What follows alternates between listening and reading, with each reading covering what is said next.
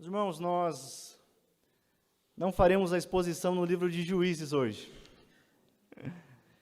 O Ricardo ficou triste. Nós, nessas duas próximas semanas, na semana de hoje e na próxima, nós falaremos algo relacionado à Páscoa. E hoje o tema da mensagem será a jornada para a cruz. Quero caminhar com vocês neste cenário essa noite. Amém? Amém. Irmãos, todas as ideologias e religiões, elas têm um símbolo visual que exemplifica um aspecto bastante importante daquilo que é a sua crença, daquilo que é fundamental para eles. No cristianismo não é diferente. Os primeiros cristãos utilizaram aquilo que constantemente nós vemos em alguns carros, um símbolo de peixe. O símbolo do peixe era utilizado pelos primeiros cristãos como uma identificação para a comunidade cristã na época de perseguição do Império Romano. Então eles utilizavam aquele símbolo para se identificarem que eram cristãos. E a palavra que eles utilizavam para fazer esse desenho era um acrônimo, formava um acrônimo, praticamente era um quebra-cabeça, onde ele era composto por algumas letras, como o iota, Jesus, que significava Jesus em grego, um chi, Christos em grego, tel, que é Deus em grego, Y, que era filho em grego, O, que era um sigma, ou soter, que era salvador em grego, e é dessa palavra que vem a doutrina da soteriologia, que é a doutrina da salvação. É interessante que essas palavras iam sendo montadas, formavam um quebra-cabeça em formato de um peixe, onde eles estavam fazendo a seguinte declaração: Jesus Cristo é o Filho de Deus, o Salvador. Mas, meus irmãos, não foi o peixe que foi escolhido como símbolo supremo do cristianismo. Jesus, na última ceia, juntamente com os 12, ele instrui os seus discípulos quanto ao comer e ao beber do cálice, e quando eles fizessem isso, eles estariam anunciando a sua morte até que ele voltasse. Ou seja, Jesus deu claras instruções sobre como ele gostaria de ser lembrado: pela sua morte. Jesus falou claramente que a sua missão era a cruz. Jesus disse: eu vim para dar a vida, eu vim para morrer. O pastor John Stott escreve que a igreja escolheu acertadamente a cruz como símbolo da fé cristã. Ele diz, dentre tantos os símbolos que poderiam ter escolhido, a cruz é escolhida. Poderiam ter escolhido, quem sabe, o berço a manjedoura onde Jesus foi colocado, mostrando acerca da sua encarnação, que o Verbo se fez carne. Poderia ser, quem sabe, uma toalha que enxugou os pés dos discípulos, mostrando a humildade do servo sofredor. Poderia então ser o túmulo vazio, mostrando que ele ressuscitou, ou então o trono que ele ocupa hoje. Qualquer um desses símbolos estaria correto, apropriado à fé cristã, mas a escolha da cruz representa a necessidade e a centralidade da morte de Jesus. Charles Spurgeon, o príncipe dos pregadores do século XIX, disse que para ele o maior homem, o maior teólogo daquele século era Andrew Fuller. E se perguntado, Spurgeon, por que tamanha admiração a esse homem? Certamente Spurgeon responderia que era devido à ênfase que Fuller dava na mensagem da cruz, na centralidade da cruz. Em toda a vida de Fuller, ele foi convencido de que que a cruz de Cristo era sempre a essência do cristianismo. Ao ponto, em um sermão, em 1801, ele traz à memória aos seus ouvintes, dizendo: ei, Cristo crucificado é o ponto central no qual se encontram e são unidas todas as coisas da verdade do Evangelho. A cruz de Cristo tem centralidade no cristianismo. Nós vemos isso em toda a Escritura. É o que nós encontramos. Nos Evangelhos, eles se dedicam para falar a respeito de boa parte da última semana de Jesus. Para vocês terem ideia, o Evangelho de Lucas registra cerca de 1/4 a última semana de Jesus. Mateus e Marcos registram 1/3. E o Evangelho de João, praticamente a sua metade, é dedicada à última semana de Jesus. Porém, boa parte do evangelicalismo moderno, a cruz parece ter se transformado somente em um acessório de moda cristã, onde o seu significado foi esvaziado, substituído por qualquer outra coisa. Mas desde o início da fé cristã, a cruz ela sempre foi vista como uma ofensa. A cruz sempre foi um escândalo. Na cultura greco-romana, a cruz era um sinal de vergonha. Para vocês terem ideia, os romanos reservavam a morte de cruz apenas para os seus piores inimigos, os traidores. Ao ponto de que nenhum cidadão romano jamais foi crucificado. Sabendo de tamanha gravidade, sabendo da importância da cruz para o cristianismo, eu lhe convido nessa noite a percorrermos por uma jornada, a jornada para a cruz. Eu quero que você imagine o cenário. Eu quero que você pense nessa jornada que o nosso Senhor enfrentou, pois eram os nossos pecados que estavam sendo levados sobre Ele. Os Evangelhos narram a última semana de Jesus, e nessa semana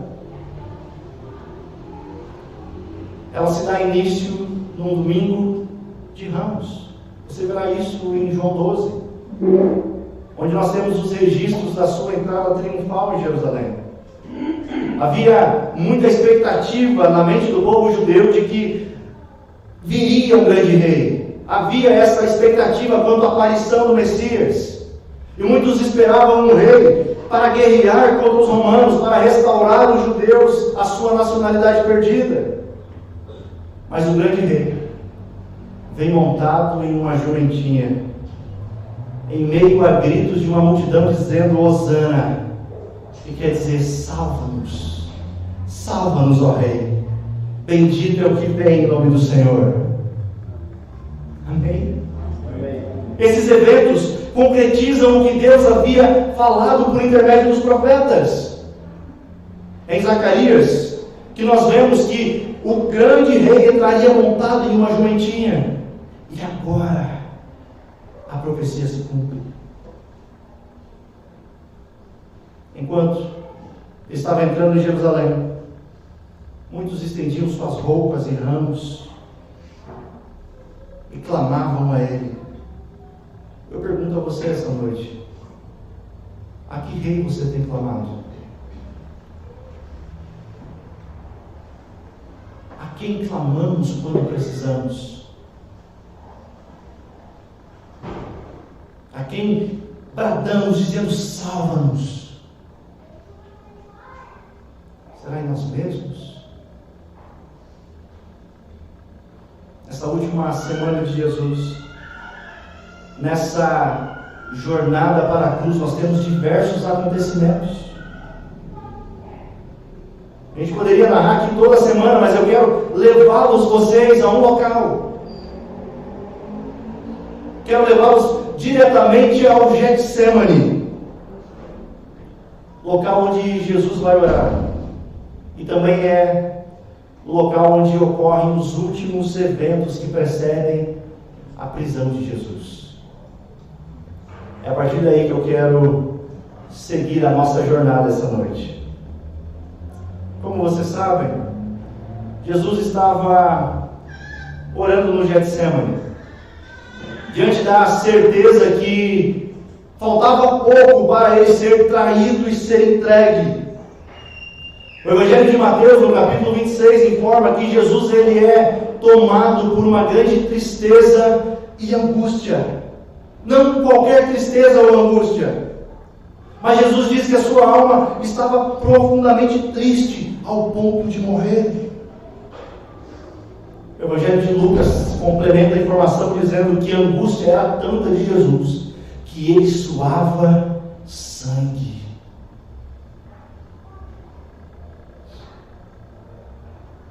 Jesus está tomado de grande aflição e angústia. Jesus ora ao Pai enquanto os seus discípulos, que eram para estar o quê? Acordados, orando, acompanhando, estão dormindo. Jesus ora ao Pai. E na oração a Deus, Jesus pede para que o Pai, se possível, afaste dele o cálice. Porém, não seja conforme a minha vontade, mas seja como a sua vontade. Ao lermos essas informações, ao ouvirmos esse relato, essa narrativa, às vezes nós somos tentados a imaginar que, quem sabe, esse pedido de Jesus era porque ele estava com medo dos açoites. Talvez, quem sabe, Jesus estava com medo da humilhação da cruz ou da dor. Sabemos o quão terrível isso era. Dificilmente imaginamos algo mais doloroso do que isso. Porém, entre os muitos significados de cálice que nós encontramos nas Escrituras, o cálice ele tem um significado figurado, que significa basicamente suportar completamente uma certa experiência, quer seja favorável ou não. Portanto, a imagem que Jesus está utilizando aqui é para se referir acerca do cálice da ira de Deus. O que Jesus está pedindo é: Pai, se possível, afasta de mim o cálice da tua ira. A ira que era para ser derramada sobre nós. Mas ele diz: mas não seja conforme a minha vontade, seja conforme a tua. Após Jesus ir orar ao Pai por 3 vezes, ele se volta aos discípulos que estavam com ele e avisa: olha, é chegada a hora.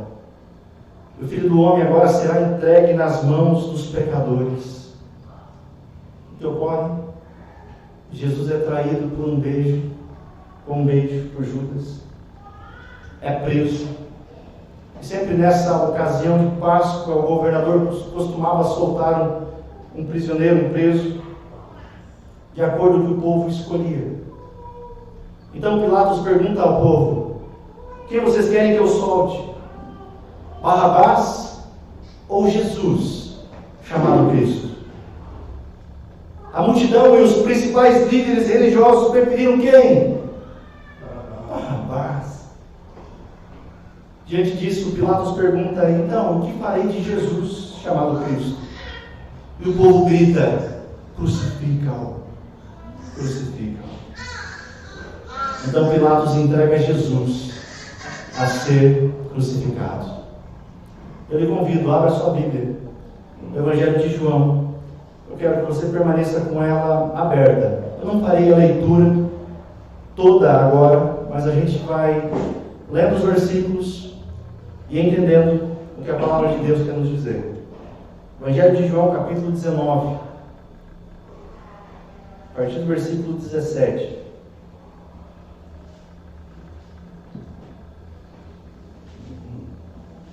João 19, versículo 17. Os irmãos encontraram? Sim. Assim está escrito: carregando a própria cruz, Jesus foi ao local chamado Lugar da Caveira, em aramaico, Gólgota. Ele foi para o Calvário, ele foi para o Gólgota. Ele foi carregando a sua própria cruz. João não nos informa, não menciona, mas nos evangelhos sinóticos, nós vemos que um homem chamado Simão de Cirene é obrigado a ajudar Jesus a carregar a cruz. É muito provável que Simão estava indo para Jerusalém para participar da festa da Páscoa. E ele é obrigado a ajudar Jesus. Mal sabia ele que ele estava diante do verdadeiro Cordeiro de Deus, que tira o pecado do mundo. O Gólgota ele foi o lugar da crucificação. Nós não temos uma concordância exata de onde é, mas o fato é que Jesus precisava ir até lá, carregando a cruz nos seus ombros. E Jesus segue essa jornada como um cordeiro, sem abrir a boca. O profeta Isaías, escrevendo 700 anos antes, já nos mostrava um retrato de como seria, e foi. Isaías 53, versículo 7 diz: ele foi oprimido e afligido, mas não abriu a boca. Como um cordeiro que é levado ao matadouro, e como uma ovelha muda perante os seus tosqueadores, ele não abriu a boca. Ah, mas quando pisam no nosso carro, né? Ah, quando a gente fala o que a gente não gosta. Mas aqui nós temos um exemplo de humildade. Nós temos aqui Jesus caminhando em direção à sua morte. Versículo 18, observe comigo. Ali eles o pregaram na cruz. Outros dois foram crucificados com Jesus, um de cada lado e ele no meio. A crucificação era um modo de execução extremamente doloroso. Imaginem as dores que ele suportou, os pregos nas mãos, pés. Mas a crucificação, além de dolorosa, era também humilhante. Historiadores relatam que era humilhante devido ao crucificado estar nu na crucificação. A crucificação era algo tão horrível que os romanos reservavam a morte de cruz para somente os piores criminosos. Era uma condenação tão horrível que, como eu falei, nenhum cidadão romano jamais foi morto crucificado. E juntamente com Jesus havia dois malfeitores, dois bandidos, um inocente e dois culpados. Outra vez, olhando para essa cena, as escrituras se cumprem. Outra vez se cumpre o que o profeta Isaías falou. Isaías 53, 12. Que ele seria contado entre os transgressores. João diz que Jesus estava no meio de dois homens. O Evangelho de Lucas nos mostra que um dos criminosos que estava do lado de Jesus blasfemava dele e dizia: ei, tu não é o Cristo? Salva-te a ti mesmo e a nós. Mas o outro condenado o repreende, dizendo: você não temes a Deus? Nem mesmo sofrendo essa condenação? Nós estamos recebendo com justiça o que os nossos atos merecem. Mas esse homem não fez mal algum. Então esse homem diz a Jesus: lembra-te de mim quando entrares no teu reino. E Jesus lhe responde: ainda hoje estarás comigo no paraíso. Simplesmente um ladrão reconheceu o seu estado de miséria e ele clama ao Senhor. E ele recebe a graça de Deus. O outro permaneceu como estava e recebeu a justiça de Deus. Não há meio termo. O Dr. Ernst Sproul, certa vez, disse que só há dois grupos de pessoas, somente dois. Um grupo que recebe a graça de Deus e o outro que recebe a injustiça de Deus. Nenhum recebe injustiça. Um é a graça e outro é a justiça de Deus. Não tem como ficar em cima do muro. Ou é alcançado pela graça, ou então enfrentará a justiça santa de Deus.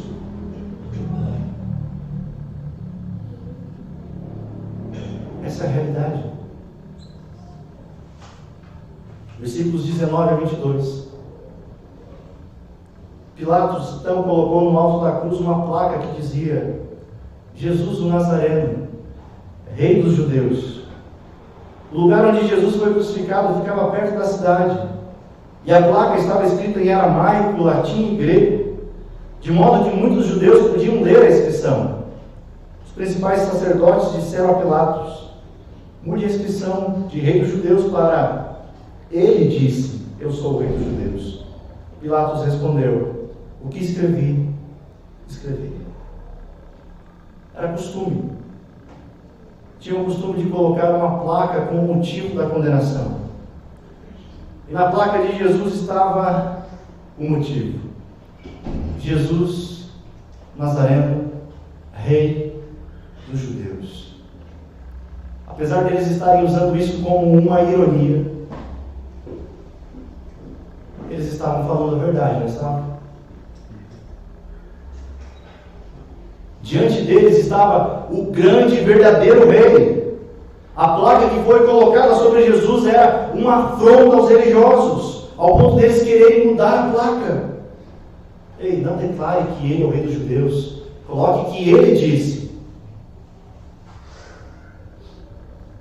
Mas a cruz, a placa escrita na cruz, escrita em hebraico, latim e grego, escrita Jesus o Nazareno, o Rei dos Judeus, é levantada. Imagina o cenário. Imagina Jesus sendo pregado na cruz e diante dele a placa: Ele é o Rei dos Judeus. Ele é o verdadeiro Rei. Narrativa segue. Versículos 23 e 24. Depois que os soldados crucificaram Jesus, repartiram suas roupas em 4 partes, uma para cada um deles. Também pegaram sua túnica, mas ela era sem costura, tecida numa única peça de alto a baixo. Por isso disseram: em vez de rasgá-la, vamos tirar sortes para ver quem ficará com ela. Isso cumpriu as escrituras que dizem: repartiram as minhas roupas entre si e lançaram sortes por minha veste. E foi o que fizeram.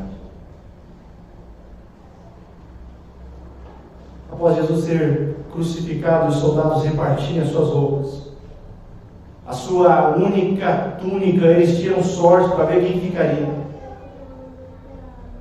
Outra vez, nós temos as escrituras sendo cumpridas. Exatamente aqui o salmista, no Salmo 22:18, escreveu: repartem entre si as minhas roupas e tiram sorte sobre a minha túnica. Você consegue observar que nessa narrativa, na narrativa da jornada para a cruz, muitas profecias que nós encontramos no Antigo Testamento estão se cumprindo.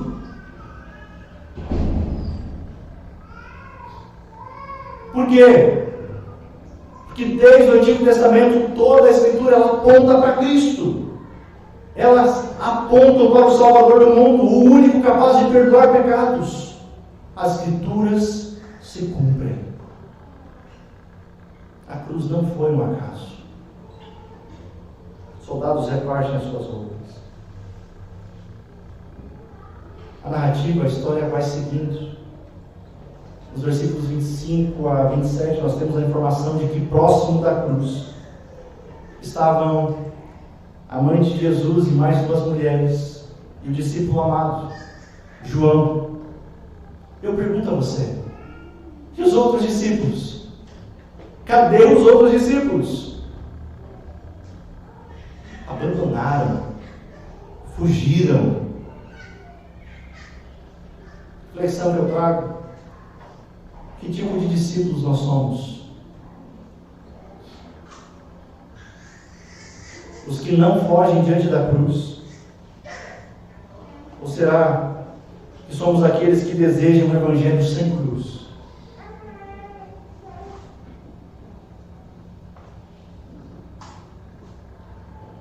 A cruz de Cristo, ela é central. O evangelho sem a cruz de Cristo não é evangelho. Paulo chama isso de maldito.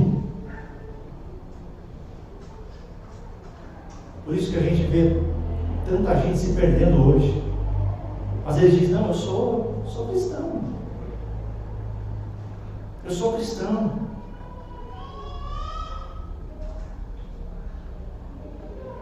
Mas o cristianismo que eles creem é um cristianismo sem cruz. É um cristianismo que massageia o ego.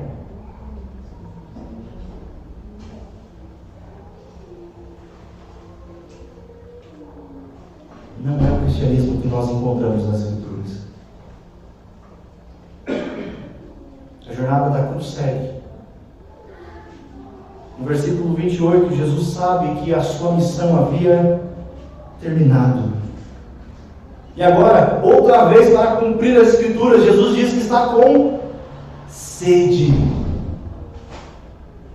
Ali havia uma vasilha com vinagre.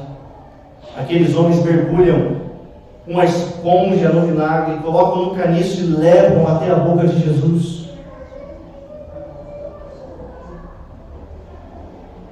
É notável que, mesmo em meio a uma situação de extrema aflição e dor, Jesus cumpre toda a Escritura. Outra vez, olhamos para o Salmo 69, 21. Deram-me fel para comer, e quando senti sede, me deram vinagre para beber. Outra vez, as Escrituras se cumprem. Versículo 30. Depois de prová-lo, Jesus disse: está consumado. Então inclinou a cabeça e entregou o Espírito. Está consumado. Toda a obra foi feita. Aqui nessas palavras repousa a nossa salvação. Aqui está a nossa esperança. Nessa palavra nós sabemos que aqueles que creem no seu nome, ainda que morram, viverão. Sabe o que é isso? A justiça de Deus foi satisfeita. O mundo foi vencido. O justo morreu, aquele que nunca cometeu pecado foi morto. O Cordeiro, o verdadeiro Cordeiro pascal foi aceito. Está consumado. A exigência da lei foi satisfeita em Cristo. Cristo pagou o preço da nossa dívida. Ele, somente Ele, isso nos mostra que a salvação ela não é um esforço humano. A salvação não é você andar a metade e Jesus vir a metade, não. Não depende de esforço algum do ser humano, mas é obra exclusiva de Deus. Salvação toda é inteiramente pela graça. Imagina se você tivesse a possibilidade de 1% de dizer: me salvei. 1%. Você estaria dizendo que a cruz de Cristo não era suficiente. Você estaria dizendo que dependeu de você. Mas o sacrifício de Cristo ele foi vicário. Sabe o que é isso? Ele foi substitutivo. Ele morreu em nosso lugar.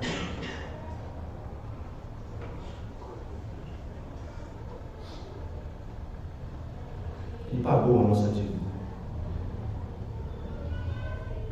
Quando o Filho de Deus lá na cruz grita, está consumado, é isso que quer dizer. Que eu e você não devemos mais nada. Que os seus pecados recaíram sobre o Filho de Deus. Foi tudo pago. É por isso que o apóstolo Paulo celebra em sua carta aos Romanos dizendo: portanto, agora nenhuma condenação há para os que estão em Cristo Jesus. Você pode se alegrar disso? A nossa dívida impagável foi paga. Grandes historiadores e comentaristas falam acerca da profundidade do que foi dito por Jesus aqui, ao dizer está consumado. A palavra que é utilizada é a palavra grega chamada tetelestai, e ela tinha basicamente 3 sentidos naquela época. Primeiro, ela era utilizada quando um filho completava a ordem de um pai. O pai dava a ordem, o filho ia lá e completava. O filho chegava diante do pai e dizia: tetelestai, está pago. Deus deu uma missão para o seu filho. Jesus cumpriu o plano do Pai. Na cruz Jesus diz tetelestai, está dizendo missão cumprida, pecados perdoados, seres humanos redimidos. O outro sentido que era utilizado era quando você tinha uma dívida, e quando quitasse essa dívida, você recebia uma espécie de recibo com carimbo, tetelestai, dizendo está pago. Esse era o segundo sentido. Ou então, era quando você adquirisse um terreno em prestação, e quando você pagava totalmente esse terreno, você tinha o direito de posse. Quando o último centavo era pago, você também recebia esse recibo. Está pago. O que Jesus está dizendo é: na cruz eu cumpri a missão que o meu Pai me deu. Agora eu e você temos acesso novamente a Deus. Na cruz a dívida dos nossos pecados foi totalmente paga. Na cruz Ele garantiu, sabe o que mais? A nossa morada eterna. É impossível compreender a morte de Jesus e não se render a Ele. Não existe nada mais profundo e valioso do que as boas novas consumadas por Jesus Cristo na cruz. Diante dessa maravilha, a nossa vida ela deveria ser com 2 olhos na cruz e no grande dia. É o que Paul Washer escreve, dizendo: olha, o cristão ele sempre vive entre 2 dias. O dia em que Cristo foi pendurado diante dos homens, e o dia em que todos os homens irão se ajoelhar diante de Cristo. É interessante. É interessante que Jesus, no domingo de Ramos, ele entra montado num jumentinho, de forma humilde. Jesus é torturado. Jesus é pregado numa cruz. Nele é colocada uma coroa de espinhos. Jesus vai até a morte como uma ovelha muda, sem abrir a boca. Mas haverá um dia em que ele virá como um leão, onde todos se ajoelharão diante dele.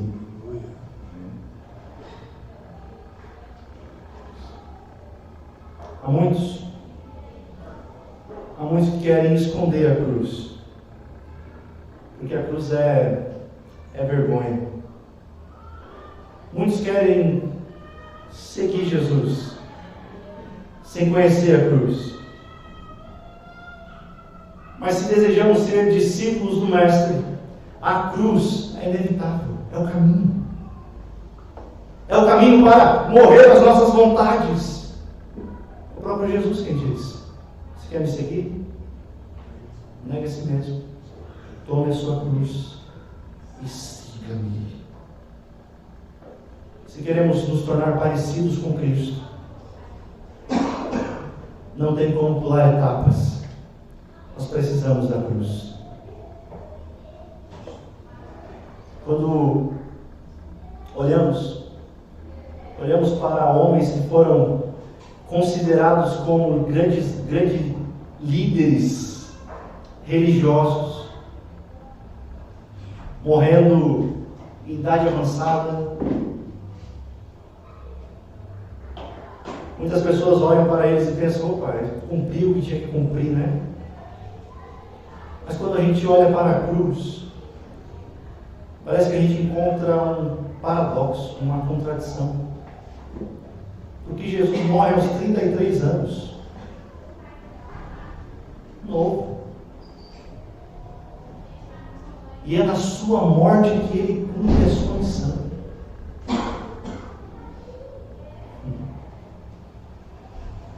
Jesus sempre predisse a sua morte, dizendo que o Filho do Homem ele deveria sofrer muitas coisas, ser morto. A missão de Jesus era a cruz. E ele cumpre a sua missão por meio da sua morte.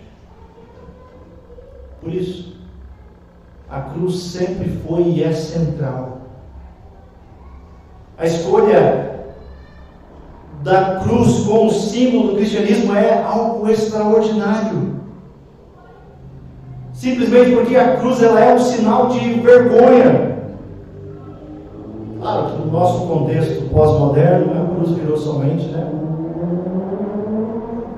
um adorno, uma tatuagem. Mas a cruz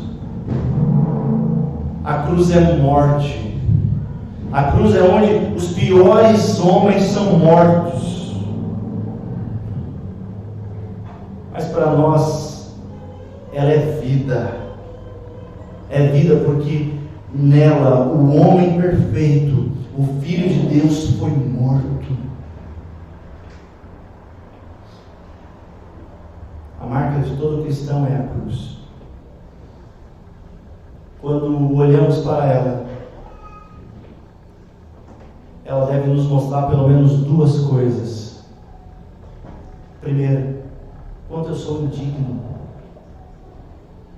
Como foi os meus pecados que levaram Jesus até a cruz. Como eu não mereço. Como eu levei alguém que era totalmente justo, sem pecado algum, mas pelos meus pecados ele foi morto na cruz. Essa é uma realidade que nós devemos olhar para a cruz e nos lembrar. Mas a segunda é que nós somos amados. Sabe o que é isso? Na cruz nós vemos o amor de Deus. É um paradoxo.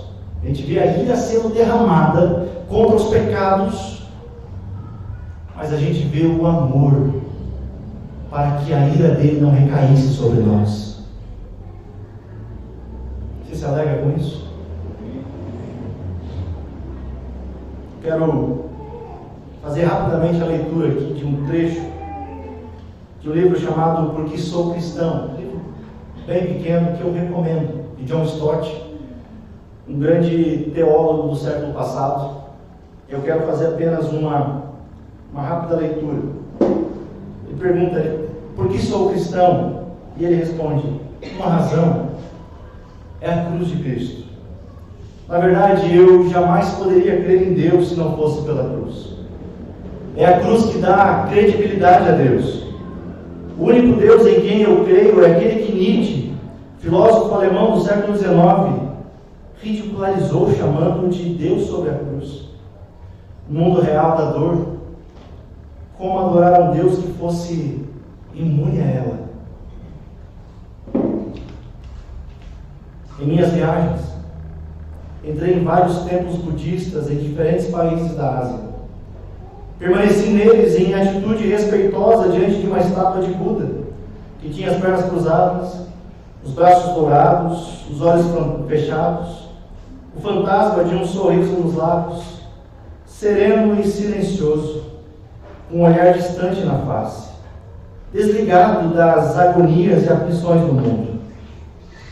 Em cada uma dessas vezes, depois de um tempo eu tinha de dar as costas, e em minha imaginação voltava-me para aquela figura solitária, retorcida, torturada sobre a cruz, com pregos lhe atravessando as mãos e os pés, com as costas dilaceradas, distendidas, a testa sangrando nos pontos perfurados por espinhos, a boca seca, sedenta ao extremo, mergulhada na escuridão do esquecimento de Deus.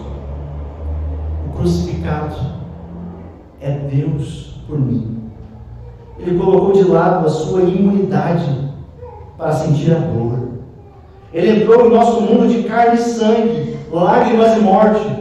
Ele sofreu por nós, morrendo em nosso lugar, a fim de que pudéssemos ser perdoados. Nossos sofrimentos tornam-se mais suportáveis à luz do Cristo crucificado. Sabe o que é isso? É exatamente o que Jesus disse, que nós neste mundo teremos aflição. Mas quando nós olhamos para a cruz, nós vemos que alguém sofreu o que sofreu. Alguém que sabe o que é sofrer, conforme diz as Escrituras. Por isso, Ele é o único a quem nós podemos e devemos nos render. Porque Ele conhece as nossas aflições. Ele conhece o sofrimento que enfrentamos. Mas Ele também conhece as alegrias, as realizações, porque Ele é Senhor. Que Ele seja sempre o centro da sua vida.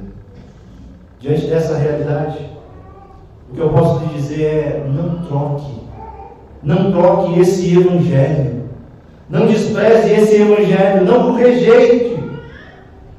Sabemos que a cruz era esse motivo de vergonha, onde os judeus tinham por abominação, os gregos por fraqueza, os romanos por maldição. Eu sei que em nossos dias a cruz pode parecer que ela foi substituída por pregações que a rejeitam. Mas eu quero dizer aquilo que Paulo disse: olha, eu não me envergonho do Evangelho da cruz de Cristo, porque Ele é o poder de Deus para a salvação de todo aquele que crê. Nessa jornada que nós seguimos, sabendo que nós poderemos nos alegrar, não somente com a sua morte, mas com a sua ressurreição. Hoje, nós fizemos essa peregrinação, essa jornada para a cruz. Nessa semana eu quero lhe convidar a refletir acerca da última semana de Jesus. Nessa semana você possa ler os Evangelhos, a última semana. Você imagine o cenário, a narrativa. Observe o que Ele enfrentou para nos salvar, para salvar o seu povo. E na próxima semana, quero falar com vocês sobre a beleza da ressurreição. Então, celebraremos também a ceia do Senhor. Eu sei que nós, costumeiramente, fazemos a ceia no primeiro domingo do mês, né? Mas nessa jornada, nós faremos um pouquinho diferente. Nós celebraremos na Páscoa, na ressurreição. Amém? Amém. Vamos orar? Senhor, como foi terrível a jornada que o Senhor percorreu. Mas ao mesmo tempo nós vemos que o Senhor é maravilhoso. Pois o Senhor não recuou. O Senhor cumpriu as Escrituras. O Senhor foi até o fim. O Senhor foi até o fim para salvar homens que são pecadores, homens injustos. É por isso que quando nós olhamos para a cruz, não tem outra coisa a não ser a ver a graça do Senhor sendo derramada sobre nós. Sim, Senhor, foi os meus pecados que o levaram até a cruz. A condenação que era minha recaiu sobre o Filho de Deus. Se estamos aqui essa noite, temos todos os motivos para celebrar. Porque o Filho de Deus foi entregue, pagou pelos nossos pecados, nos deu acesso novamente ao Pai, e por isso nós estamos aqui ouvindo da sua palavra, cantando louvores a Ti, pois o Senhor é o verdadeiro Rei. Senhor, torna o nosso coração prostrado a Ti. Não nos deixe esquecer que, apesar da sua humilhação na cruz, a ira de Deus sendo derramada, o Senhor voltará, e voltará em glória. Não há meio termo, não há como ficar indiferente mediante ao seu sacrifício. Não tem como, Senhor. Que nós possamos viver exatamente como foi falado, com um olhar para Cristo pendurado naquela cruz por causa dos nossos pecados, mas também olhando para aquele dia onde todos estarão diante dele ajoelhados. Obrigado por nos redimir, e pelo teu amor nós queremos cantar a Ti, queremos louvar por tamanha salvação. E eu convido os meus irmãos a se colocarem de pé.